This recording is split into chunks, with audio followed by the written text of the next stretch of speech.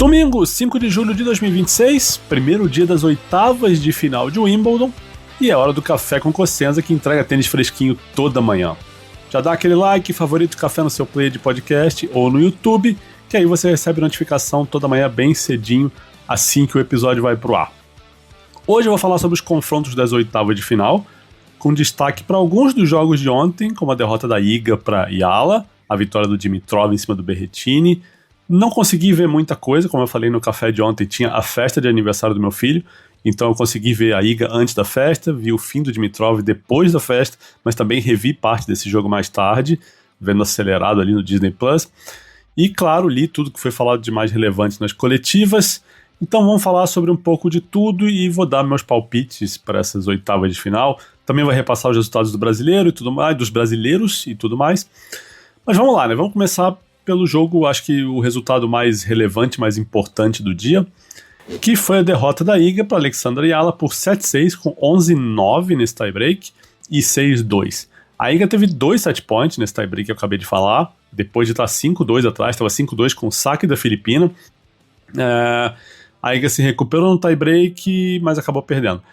De modo geral, a Iga jogou mal. Errou muito, foram 44 erros não forçados em 2 sets, contra 21 da Yala, então tem mais do dobro aí pra você ver a diferença. A Iga conseguiu ser mais agressiva, ela conseguiu ditar a maioria dos pontos, mas teve problemas mais do que o esperado ou mais do que o normal na hora de finalizar pontos. Errou até umas bolas na rede ali que ela não costuma errar, uns swing volleys ali que espirraram. Foi uma atuação atípica. E acho até que não foi aquele jogo que a Iga mentalmente, sabe, foi mal. Eu acho que a cabeça dela estava no jogo, acho que ela executou mal. Ela brigou, lutou, não foi que nem a derrota para Kostiuk em Roland Garros, mas o saque não estava bem, estava errando bolas nos rallies e bolas com a direita que ela não costuma errar. E sofreu muito com o saque fraquíssimo da Yala, que estava ali na casa dos 120 km por hora em muitos momentos, às vezes menos que isso, e 120 para um circuito profissional é pouco, muito pouco para o tênis de hoje. A Iga admitiu isso, disse que teve problema com o saque da Yala, disse até que está acostumada a devolver saques muito mais fortes, que isso deixou ela meio... não teve a eficiência que ela precisava contra esse tipo de saque.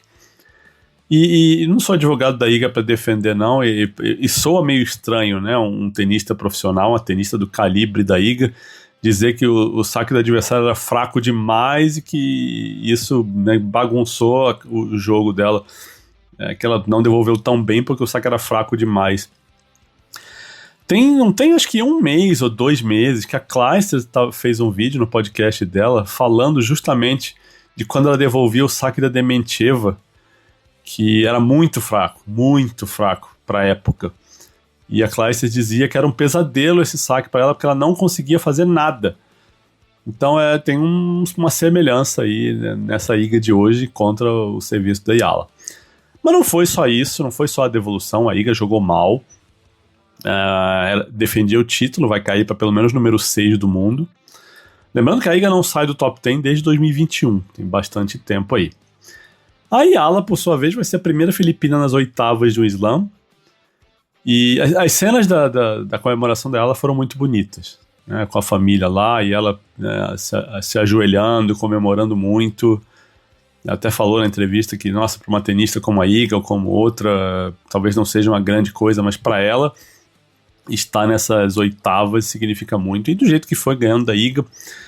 E vi até uma entrevista da Yala lembrando que a Iga esteve na cerimônia de formatura da Yala na Rafa Nadal Academy.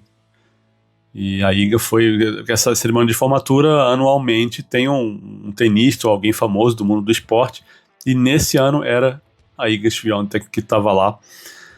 Jogou o chapéu para cima, enfim, participou da cerimônia, e a Yala conta que ficou muito feliz quando teve a chance de trocar algumas palavras com a Iga e a Iga sabia quem a Yala era. Então tem essa história, tem esse pano de fundo. Pelo ponto de vista da Yala foi muito legal. Não achei que foi um jogo espetacular da Filipina, achei que foi um jogo muito bom, mas não espetacular, aproveitando as chances que a Iga deu para ela. Né? Sofreu um pouquinho ali no primeiro set, quase deixou escapar um tie-break que estava na mão, mas salvou 2 set points, salvou jogando bem, e fez o que precisava fazer para fechar o jogo. Agora, vamos repassar essas oitavas femininas, vamos ver como é que ficaram, tá? Aliás, antes de ir adiante, né? A rodada também teve a derrota da Rybakina, que fez uma segunda rodada ótima e não foi tão bem contra a Mertens. Né? Ela perdeu 7-6 com 7-4 no tie-break e 6-1. Encaixou só 42% de primeiro saque, o que é baixíssimo para os padrões da Rybakina. Fez só 2 aces, 6 duplas faltas. Isso bagunça o jogo dela de uma maneira impressionante. De uma maneira justa, né? Porque é para bagunçar. Você tem uma arma dessas e essa arma não funciona. E a Rybakina termina o jogo com 12 wins e 31 erros não forçados. Também é muita coisa. Ainda assim, ela teve 10 breakpoints e converteu só 2. Alguns desses breakpoints, foram 3 deles, nos 2 primeiros games, em dois primeiros não, mas 2 games diferentes no começo, no primeiro set ainda. Então ela podia ter saído na frente nesse jogo, mas não conseguiu converter nenhum deles, acabou sendo quebrada primeiro e ficou jogando atrás no placar o tempo todo. E a Mertens teve o mesmo número de breakpoints, foram 10 no total e converteu 4. A Rybakina converteu 2. É a pior temporada de grama da Kazakh desde 2019. Ela termina com 3 vitórias só e, mais uma vez, ela tinha uma chance. Aliás, a Rybakina está jogando bem abaixo do seu melhor desde que ela passou a ter chances de ultrapassar a Sabalenka e se tornar o número 1 do mundo. Não sei o quanto isso está pesando, mas coincidência ou não é o que tem acontecido.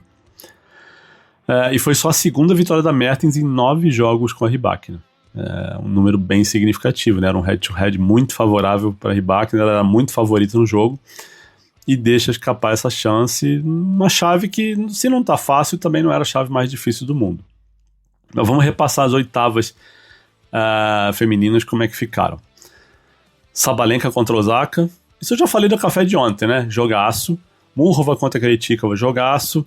Pegula contra Jovic, excelente também. E Bencic contra Gauff, jogaço.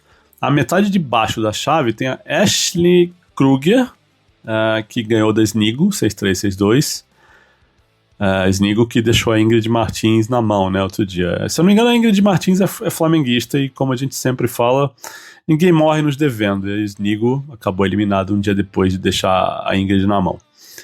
Eu acho que a Ingrid é flamenguista, tem que conferir isso. Mas a Ingrid parece ser uma pessoa de bom gosto, então acho que eu tô certo aqui. Eu não consigo me controlar, gente. O rubro-negrismo aqui é muito forte. Mas vamos lá, a Ashley Kruger pega a Kostyuk, que tirou a Navarro em 3 sets, 6-2, 4-6 e 6-1. A Paoline fez 1 e 2 na Sakkari e vai pegar a Ayala, né, como eu já falei, tirou a Iga. A Madison Keys, de virada em cima da Anisimova, 3-6, 6-2, 6-3, vai pegar a Noskova, que também de virada tirou a Kirstea, 2-6, 6-3 e 7-6 com 11-9 no match, no tie-break do terceiro set.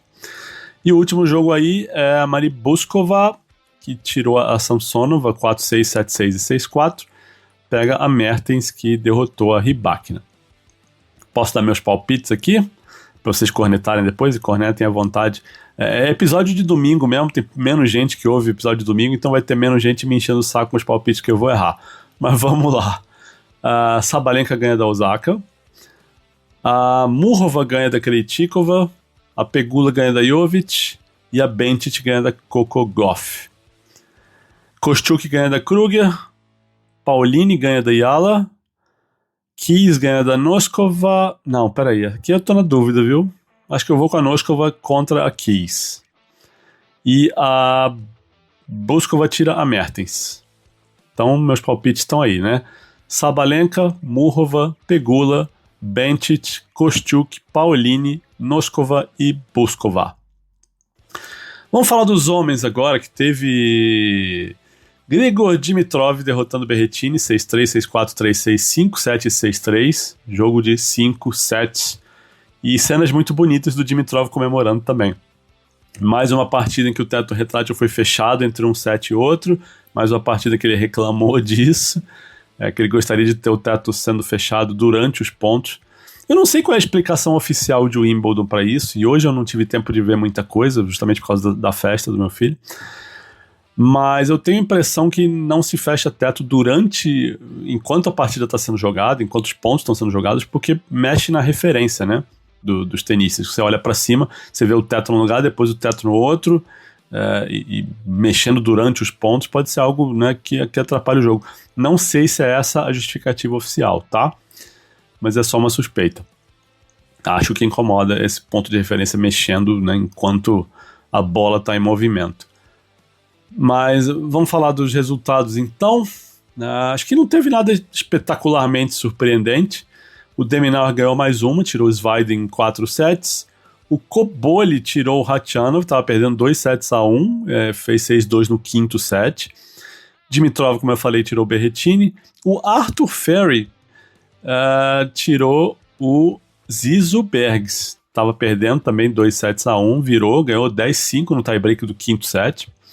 Taylor Fritz perdeu o primeiro set para o Sonego, mas ganhou 3-1. E o Bublik tirou o Tiafoe. Esse resultado nem está na chave ainda. Acho que desses jogos que acabam tarde não mexem lá. Mas foi 6-3 no quinto set para o Bublik. O Bublik estava ganhando 2 sets a 1, o Tiafoe forçou o quinto e o Bublik foi lá e venceu. Que mais que está faltando? O Lehetka fez 3 sets a 1 no Munar e o Zverev 3 sets a 0 no Giron. A chave do Zverev está uma delícia, viu? Quer dizer, esteve uma delícia. Acho que agora tende a complicar. Mas vamos para os meus palpites então, vai? Para não demorar muito. Sinner contra Mochizuki. Sinner, vamos de capitão óbvio aqui, né? A história do Mochizuki é legal. Assim, 23 anos, número 151 do mundo, qualifier, só tem 5 vitórias em slam na carreira e 4 delas foram em Wimbledon, 3 esse ano. Nunca tinha passado da segunda rodada de um slam, nunca venceu 4 jogos seguidos em nível ATP, nunca enfrentou o top 5, tomou a primeira rodada no Australian Open, perdeu na primeira rodada do quali em Roland Garros. E essa campanha em Wimbledon mesmo, na grama, ela vem meio que do nada, porque ele fez quarta de final no Challenger de Nottingham, que beleza, quarta de final de um Challenger. Mas tomou a primeira rodada no Challenger de Birmingham, perdeu na primeira rodada do quali em Hertogenbosch. Então não tinha nada para esperar que nosso Mochizuki vai aprontar. Mas de repente ele tira o Queen na segunda rodada e o Roda na terceira, e tá aí nas oitavas. Mas vamos lá. Sinner, Hurkacz contra Struff, eu vou de Hurkacz. Contra o perigoso Struff, ou Struff. Auger-Aliassime contra Fokina, eu vou de Auger-Aliassime. E Djokovic contra Safiullin, eu vou de Djokovic rápido. De Minaur contra Cobolli, eu vou de De Minaur. O torneio do De Minaur tá bem consistente até agora. O Cobolli tem mais altos e baixos. Eu acho que o saque do Cobolli, se estiver entrando, ele causa problema pro De Minaur, mas eu vou com o De Minaur aqui. Dimitrov e Ferry, eu vou de Dimitrov, pela experiência, se o corpo dele aguentar. Taylor Fritz contra Bublik, eu vou de Taylor Fritz. E Lehetka contra Zverev, eu vou de Zverev. Fui meio capitão óbvio nessa metade aí, né? Não sei se De Minaur contra Cobolli é tão óbvio assim. Deixa eu até ver como é que é o head-to-head deles, porque eu não olhei isso antes. Vamos ver o que a ATP me diz aqui. É 2-0 pro De Minaur. Então mais um motivo para eu palpitar nele. Bom, são esses meus palpites para as oitavas de final. Que mais? Antes de entrar nas perguntas dos apoiadores, deixa eu fazer os registros dos resultados dos brasileiros. Stefanie Dabrowski, cabeças 2, derrotaram Caroline Dollarhide e Alicia Parks, 6-4, 6-2, vão para as oitavas de final, vão pegar a Storm Hunter e a Kate McNally, que são as cabeças 14. A Serena e a Venus abandonaram, né, nessa chave de duplas. A Serena mostrou uma foto com o que tiraram de líquido do joelho dela, disse que o joelho ainda não estava pronto para competir, e enfim, elas saíram dessa chave. Na segunda rodada masculina, o Hombury e o JP Smith perderam do Andreozzi e do Guinar 6-4 e 7-6. No juvenil, 2 vitórias e uma derrota. O Guto Miguel passou pelo britânico Vincent Fletcher, 6-3, 6-2. A Vitória Barros pegou a britânica Tegan Bush e ganhou no tie-break do terceiro set, 6-2, 3-6 e 7-6, com 10-4 aí nesse tie-break. E o Pedro Chabagoit perdeu do Thies Bogard, do holandês, 6-4 e 6-2. Hoje, ainda na primeira rodada da chave juvenil, tem o Léo Storck, que pega o britânico o alemão Jamie Mackenzie, cabeça de chave 2, e esse jogo é o terceiro jogo da quadra 5. E quem também joga é a Naná, que é cabeça de chave 5, pega a americana Olivia Traynor, esse é o quarto jogo da quadra 7. O que mais tem hoje? Agora começa a ficar menor a programação, né? São só 8 partidas de simples. E a programação da Central hoje tá deliciosa, né? Porque tem Djokovic contra Safiullin, 9h30 da manhã de Brasília, Sabalenka e Osaka em seguida, e Sinner e Mochizuki fechando a programação. Na quadra 1 tem Pegula e Jovic, e a quadra 1 começa às 9 da manhã. Depois tem Auger Aliassime e Davidovich Fokina, e Bencic e Goff. E os outros 2 jogos estão na quadra 2, a Murova e a Krejcikova fazem o segundo jogo dessa quadra, tem um jogo de duplas antes. E logo depois da Murova e da Krejcikova tem o Urkacz contra o Struff, não vou falar Struff, né? Não vou forçar demais esse R aqui, porque eu não faço isso bem feito. Mas é o que tem. Vamos para as perguntas dos apoiadores, então. Tem 2 perguntas aqui, a segunda tem uma resposta um pouquinho mais longa. E a primeira eu acho que eu quase já respondi, né? Mas o Lucas Parra escreveu assim: se de um lado da chave Djokovic e Sinner são super favoritos para final, para semi, né? Eles se encontram na semi. Eu não sei quem você acha super favorito para chegar na final, mas eles se encontrariam na semi. Olhando o nível de tênis apresentado, quais suas apostas para o outro lado da chave? Então, esse outro lado da chave foi o que eu falei agora, que tem De Minaur e Cobolli, Dimitrov e Ferry, Fritz e Bublik e Lehetka e Zverev. O meu palpite para finalista aí agora é o Taylor Fritz. Eu acho que o Zverev está fazendo um belo torneio, acho que ele passa pelo Lehetka, mas é que o head-to-head dele com o Fritz é muito ruim. Mas se eu não me engano, o Fritz ganhou, sei lá quantos os últimos jogos do Zverev, eu vou até conferir aqui. Mas tem uma sequência considerável do Taylor Fritz aí. O head-to-head geral é 10-5 e o Taylor Fritz ganhou os últimos 7 jogos. E são 7 jogos recentes, porque eles são de Wimbledon 2024 para cá. E tem esse jogo de Wimbledon 2024, que foi oitavas de final e foi 6-3 no quinto set pro Taylor Fritz. Teve um jogo em Stuttgart na grama no ano passado, 6-3, 7-6 pro Fritz. E teve a semifinal de Halle desse ano, que foi 7-5 no terceiro set pro Fritz. Então é uma sequência considerável aí. Agora o Fritz pega o Bublik antes. Deixa eu ver como é que é o head-to-head do Fritz com o Bublik. É 4-4, bem mais equilibrado. Só que o Fritz ganhou 4 dos últimos 5 jogos. Esse head-to-head até 2021 era 3-0 pro Bublik, de 2022 para cá é 4-1 pro Fritz. Então o meu palpite vai de Taylor Fritz nessa metade da chave. Mas eu ficaria, assim, se não fosse o Fritz, minha segunda opção seria o Zverev. Nem sei como é que é o Zverev, o head-to-head do Zverev com o Bublik. Vou olhar aqui, vai. É 3-1 pro Bublik. Já não sei, né? E tem um jogo na grama que foi em Halle 2023, 2-0 pro Bublik. Bublik é um cara perigoso na grama, né? O perigoso Bublik. E a última pergunta para encerrar é do Rui Mendes. Ele perguntou o que eu achei da crítica do Opelka aos duplistas. A crítica do Opelka, para quem não acompanhou, porque muita gente sábado não acompanha tanto tênis, e agora que o Fonseca perdeu vai ter uma diminuição de atenção, que é normal. Mas o Opelka, nessa história das duplas e tal, ele fez um post, acho que no Instagram, mas não vi onde foi, mas ele escreve assim: o problema não é das duplas, é dos duplistas. E ele ainda bota entre parênteses, fora Granolês, Zeballos e Vacilão. E ele até escreve, não é ciência de foguete, né? Ninguém vê porque falta talento. Essa é a opinião do Riley Opelka. E aí o Henry Patton, que é o duplista número 1, é do número 1 do mundo, né? Junto com o Eliovara hoje. Deixa eu ver aqui, vou conferir. É número 1 junto com o Eliovara. Ele rebateu postando uma foto de um jogo do Opelka em Indian Wells com a quadra vazia. Que o Opelka também tinha postado uma foto de um jogo de duplas vazio em Indian Wells e o Patton foi lá e postou uma foto. Era um jogo do Opelka contra o Safiullin. Se eu não me engano, no estádio principal de Indian Wells estava vazio, vaziaço o jogo, vaziaço. Assim, antes de eu entrar na questão do Opelka, simples tem mais atenção que dupla? Sim. Simples leva mais público que dupla? Sim. Agora é o seguinte, né? Se a gente tirar a top 10, no máximo top 20, quem é que vende ingresso realmente nas simples no mundo?